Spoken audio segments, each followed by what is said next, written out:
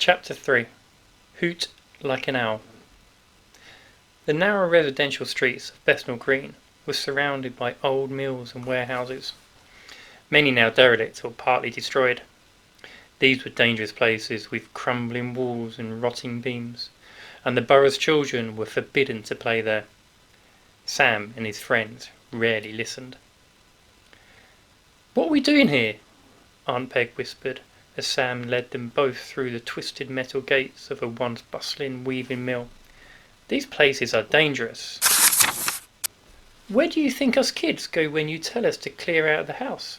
Sam said. "It's not like we've got fields and woods to explore, like those posh kids in the country. This is London." "There are lots of safer places to go," Aunt Peg insisted. "I'm surprised that none of you have been killed in this place. And what's that smell? It's disgusting." Like most of the other children, Sam had grown accustomed to the pungent cocktail of rot and decay. He thought it best not to mention that rats and other stray animals regularly left smelly calling cards. "Why would my Lily come here instead of the underground station?" Aunt Peg continued. Her brow creased and her eyes narrowed. She brushed her hand against the crumbling brickwork. "It seems like a strong wind could flatten this place. Never mind one of Jerry's doodle bugs." The last glow of daylight was too weak to reach into the derelict mill, and Sam's footsteps were slow and careful. He was seeing his fingertips now, guided by familiar textures and creaks from the floor. As though he had been expecting him, a cool gust of stale air reached them up a steep flight of stone steps, drawing their journey to a halt. "Are we here?" Aunt Peg asked. A small hand rested softly on her nephew's shoulder, and her tight breathing told Sam that she was afraid. Outside, the growing hum of Luftwaffe engines had replaced the screeching sirens. It sounded like a swarm of 1,000,000 bees was heading straight for them. Aunt Peg's fingers tightened around Sam's shoulder in an anxious grip. "We're close," Sam told her. "She's probably at the bottom of these steps." "Probably? You mean we might have come through this death trap for nothing?" Sam ignored the question, deflecting it with one of his own. "Can you hoot like an owl?" "What?" "One of us needs to make a sound like an owl," Sam explained. "It's our secret signal." "Secret blooming signal," his aunt spluttered. "We aren't playing stupid spy games." "She won't let us in if one of us doesn't hoot," he assured her. "I've never been very good at it. Lily says I sound like a constipated seagull." "I don't like the sound of this," Aunt Peg admitted. "What do you mean?" "She won't let us in." "Let us in where?" Sam sighed. Aunt Peg asked more questions than his mother. He had always thought she'd make a great army interrogator. "Listen, it's pointless going down into the basement if she isn't there. But we won't know that unless one of us hoots." "This is some kind of wind-up. I'll give your ears a box," warned his aunt as she prepared to hoot. "And don't you dare laugh at me, Samuel Hunt." It was difficult not to snigger, at least. Aunt Peg's owl impression was worse than his, and a sound resembling the squeal of a startled bat sent a small flock of pigeons fleeing from the rafters above. Peg froze, listening intently with wide eyes. As she drew a second breath, preparing to frighten more of the local wildlife, a much clearer sound floated up from the basement beneath them. "Was that a real owl?" Aunt Peg asked, confused. Grabbing his aunt's hand, Sam gingerly began to descend the damp stone steps. There were 13 in total. He'd counted them many times. Most were covered in a thin film of slippery green moss. Despite a couple of slips, the two climbers reached the final step unscathed. Their feet landed on solid ground, and a darkness that only coal miners could comprehend surrounded them completely. "This way," Sam urged as he skimmed the damp wall with his fingertips. The lip of a worn wooden shelf told him that their destination was less than a yard away. This was confirmed when his palm struck cold brickwork, sending a sharp slap rolling through the darkness. Concern wrapped his aunt's fingers tightly around his own. "Don't worry," he reassured her. "We're here." "Where's here?" Aunt Peg asked. I can't see a thing. Before Sam had a chance to reply, the unnatural clang of metal scraping on metal rang out. This was followed by the rusty squeak of reluctant hinges as a door opened wide in front of them. Light from the flame of an orange lamp poured onto the basement, momentarily blinding them both. Sam, is that you? Inquired a young girl's voice. Lily Taylor's 10-year-old face peered out into the darkness as she swung her lantern left and then right. The orange glow made her red hair shine brighter than a bonfire's flame, and her green eyes sparkled like emeralds. Shock stretched them wide when her gaze found the faces of the two visitors. Mum, what are you doing here? Aunt Peg pushed past Sam, rushing to grasp her daughter's arm. It was far from a friendly caress. I should be asking you the same thing. Why aren't you at the underground station like everybody else? Lily squirmed to escape her mother's grip. I don't like it in the tunnels, Mum. There are too many people and it smells. What? And you think this stinking place is better? Her mother snatched Lily's lantern and waved it in front of herself. Her eyes widened in her pale, tear-streaked face as the light revealed that her daughter was leaning through the storage hatch of a large industrial coal bunker. It's safer down here, Mum. Honest, Lily insisted. If a bomb falls, the building will take the hit. Mum slapped the bunker's red brickwork. Rows of smooth, kiln-fired bricks made the bunker seem impregnable. She's right. Aunt Peg shook her head. If you two think I'm spending the night locked inside that thing, you've got another... The rest of her sentence lodged in her throat as, somewhere above them, the first rumbles of falling bombs echoed around the country's capital city like thunderclaps. The ground trembled beneath them. We'll never make it to the station, Sam told his aunt, and there's plenty of room inside here. As the rumbles grew louder and nearer, his aunt gave the two young cousins a withering glare before clambering through the bunker's hatch. She coughed as she breathed in coal dust. If we get out of this thing alive, you two are going to be in serious trouble.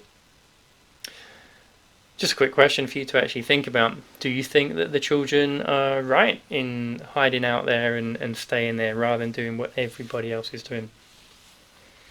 Chapter 4. 2 pairs of underpants. Is this our punishment? Lily whispered to her cousin as herds of sobbing children streamed past them. Is that why we've been sent away? It was less than a week since they had sheltered in the old Mills coal bunker, and despite surviving several nights of Luftwaffe bombing raids since, they now faced what felt like a much worse threat: evacuation. Sam snaked a comforting arm round his younger cousin. Mum says it's for our own protection. London's just getting too dangerous. They both coughed as a thick billow of acrid steam spewed from the locomotive in front of them, engulfing them entirely. 2 aching faces seemed to float down through the cloud towards them. It won't be for long, Sam's mother promised. The war will be over soon, and then everything will be back to normal. The tears that fell like tiny jewels on the corner of his mother's eyes told Sam that she didn't believe those words. Aunt Peg dabbed her own eyes with a damp handkerchief before planting a kiss on her daughter's cheek. There are loving families waiting up north to take good care of you, she sniffed. It'll be like having a second mother, and there'll be woodlands and meadows to play in, not those stinking derelict buildings. But I like those stinking buildings, Lily blubbed. They're our stinking buildings. I don't want to go up north. You didn't send us away last time. Sam remembered the last time. It had been 2 years earlier, straight after war had been declared. Half his classmates had vanished overnight, evacuated to all corners of the country. Some had even found themselves in Scotland. Several came back weeks later, but most had remained missing from the school register. The empty school desks and chairs became a daily reminder of their absence. Now, it seemed that Sam and Lily would be added to that list. All around them, hundreds of mothers and children were having nearly identical conversations. The distressed howls and cries of families being separated were almost loud enough to drown out the chuffs and wheezes from the waiting trains. Carriages already bustled with reluctant children. Most were hanging out the windows, begging to be taken home. Think of it as being like one big adventure, Aunt Peg suggested, or an extended holiday. How exciting is that? As Lily argued that she didn't want to go on holiday, especially one that didn't include her mother, Joan Hunt waved a couple of large cardboard labels towards the two children. "You're actually very lucky," she said as she began to tie the first label to the buckle of Sam's brown cotton rucksack. She had packed her son's bag the night before. They'd both been aghast at the few items of clothing that were allowed to pack, but the government's instructions had been very clear. The evacuees were to travel light. Still, just 2 vests and 2 pairs of underpants, a single pair of trousers, and only 1 jersey or pullover hardly seemed enough for a weekend away, let alone weeks or perhaps even months in a strange town. Sam had squeezed a couple more items in, stuffing extra pants and socks deep into the toes of his boots, and his mum had rolled 2 additional shirts tightly into the pockets of his overcoat. But that was the only extra clothing that they had dared to stash, just in case the bag was checked at the station. "How is Lily supposed to survive with just 1 extra pair of knickers?" Aunt Peg had complained as they approached King's Cross Station. "I've told her to wear 3 pairs beneath her skirt, but even that's not enough. And I don't care what they say about only packing 1 blouse. I've hidden 2 more in her rolled up cardigan." The rucksack's large side pockets bulged with sandwiches made from the last of our hoarded rations. Nestled between 2 pairs of underpants, half hidden by a face cloth that was folded around Sam's toothbrush, comb and soap, was half a bar of chocolate. It would make for a much tastier treat than the nuts, raisins and barley sugar that they were allowed to take with them. Aunt Peg seemed to gasp in genuine delight as she read from the second label, Scarborough. "Says you're both going to Scarborough." She looked across at her sister. "We've always wanted to go there, haven't we, Joan?" Sam's mother nodded. Her face showed none of her sister's happiness. "Apparently, it's a beautiful place. It's got a lovely spa, and people from Yorkshire are so friendly. You'll be well looked after." Sam screwed his face up tight. "Yorkshire? Isn't that meant to be freezing cold up there?" "It's not the North Pole, Samuel Hunt," Aunt Peg reminded him. "I'm sure that the sun shines there just as brightly in Yorkshire as it does in London." "So why can't you come with us, Mum?" Lily wept. She barely stopped snivelling since they arrived at King's Cross Station. Aunt Peg shook her head. "Me and your Aunt Joan have both got important jobs. Those navy uniforms won't sew themselves, Lily. We've all got to pitch in if we're going to win this war." "Well, you won't defeat Jerry by standing on this platform," a red-faced man told him loudly.